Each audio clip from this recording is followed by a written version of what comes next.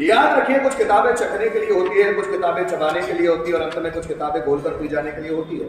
हर एक किताबों को खाया नहीं जाता, समझना, थॉट को समझना। हर एक किताब पढ़ने के लिए नहीं होती, हर एक किताब का नॉलेज अंदर समाने के लिए नहीं होता। बहुत सारी रद्दी किताबें हैं, 100 में से 90 किताबें इस दुनिया में रद्दी है, जिनको पढ़ना ही नहीं चाहिए। क्यों? क्योंकि उनको पढ़ पढ़ के इंसान अपने दिमाग में गलत कॉन्सेप्ट फिट कर लेता है, जो है ही नहीं, जो सही है ही नहीं। 100 में से 90 किताबें गलत है, लेकिन जब तक व्यक्ति पढ़ता नहीं है उसको सही और गलत का फर्क ही नहीं पता चलता। कौन सा काम सही है और कौन सा काम गलत है, ये किए बिना पता ही नहीं चलता। आप किए बिना पता ही नहीं कर सकते कि आपका इंटरेस्ट क्या है। आप बोले कि सर मुझे मेरा इंटरेस्ट ही नहीं पता चलता, तो काम किए बिना इंटरेस्ट पता नहीं चल सकता। काम करना पड़ेगा, तभी पता चलेगा कि कौन सा काम मैं अच्छे से करता हूं और कौन सा काम में मेरा मन नहीं लगता, कौन से काम में मेरा बार बार इच्छा होती है कि मैं उसको करूं और कौन से काम में मेरा मन ही नहीं लगता कि मुझे करना ही नहीं चाहिए, कौन से काम से मुझे प्यार है और कौन से काम से इरिटेशन है, वो किए बिना पता नहीं चल सकता। लोग सोचते हैं मैं कुछ भी ना करूं और मुझे मेरा लाइफ का गोल मिल जाए, मेरी जिंदगी का लक्ष्य मिल जाए, पॉसिबल ही नहीं है। बिना मेहनत किए हुए वो राजा बनना चाहते हैं, मेहनत किए बिना कोई राजा बनता ही नहीं है। अगर राजा बनना है तो मेहनत करनी पड़ेगी, अगर माइंड को शार्प करना है तो किताबें पढ़नी पड़ेगी, पर हर तरह की किताब माइंड को शार्प नहीं करती। बहुत सारी ऐसी किताबें हैं जो गलत इंफॉर्मेशन पे बेस्ड है और वो आपको पढ़े बिना समझ नहीं आएगी। जब एक किताब आप पढ़ लेते हैं उसके आधार पर ये सोचते हैं कि मुझे बहुत नॉलेज है, तो आप गलत ट्रैक पर हैं। कभी भी एक किताब आपको नॉलेजेबल नहीं बना सकती। जब आप बहुत सारी किताबें पढ़ने लगते हैं तो आपके ही थॉट आपके ही दूसरे थॉट से लड़ने लग जाते हैं। जैसे अगर आप देखें, करत करत अभ्यास दे जड़ी मत होत सुजान, सॉरी ये वाला नहीं, काल करे सो आज कर, आज करे सो अब। कि भैया कल मत करो, अभी भी मत करो, अब करो। काल करे सो आज कर, आज करे सो अब। इसमें बोला जा रहा है कि अभी कर, कल का वेट मत कर, आज का भी वेट मत कर, अभी का। और एक दूसरा ही थॉट है जो उसको काटता है कि धैर्य का फल मीठा होता है, सब्र का फल मीठा होता है। कौन सा काम सही है ये कंडीशन पर डिपेंड करेगा। पंडित जवाहरलाल नेहरू कहते थे आराम हराम है, और गांधी जी कहते हैं आराम में ही राम शब्द छुपा हुआ है, इसलिए आराम नहीं करना चाहिए। अब दोनों में कौन सा आराम राम है या आराम हराम है, ये समझ नहीं है, ये स्थितियों के हिसाब से। तो जब आप ज्यादा पढ़ने लगते हैं तो आपके ही थॉट को काटने लगते हैं और पढ़े बिना ये समझ में नहीं आएगा। जैसे बहुत सारी self help book, motivational books कहती है अपना लक्ष्य बनाओ और उसको अचीव करने के लिए पूरा अपनी जिंदगी झोंक दो।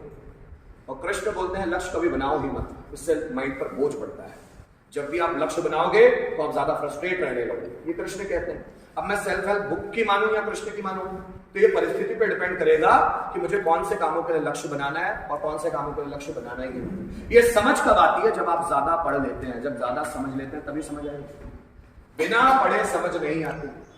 आप जरा समझना, ये आसपास जाति के नाम पे झगड़े क्यों हो रहे हैं, धर्म के नाम पे झगड़े क्यों? क्योंकि लोगों ने थोड़ा कम पढ़ा है। अगर ये ज्यादा पढ़ने लग जाए तो झगड़े नहीं करेंगे, झगड़े करना ही भूल जाएंगे। क्योंकि झगड़ा तब तक ही है जब तक दिमाग में द्वंद्व है। जब तक दिमाग में झगड़ा है वही चीज बाहर होती है। जो अगर दिमाग में प्यार आ जाए तो आप किसी से लड़ ही नहीं सकते। दिमाग में ही झगड़े हैं, दिमाग में ही गलत कॉन्सेप्ट है, इसलिए बाहर सही कॉन्सेप्ट नहीं आता।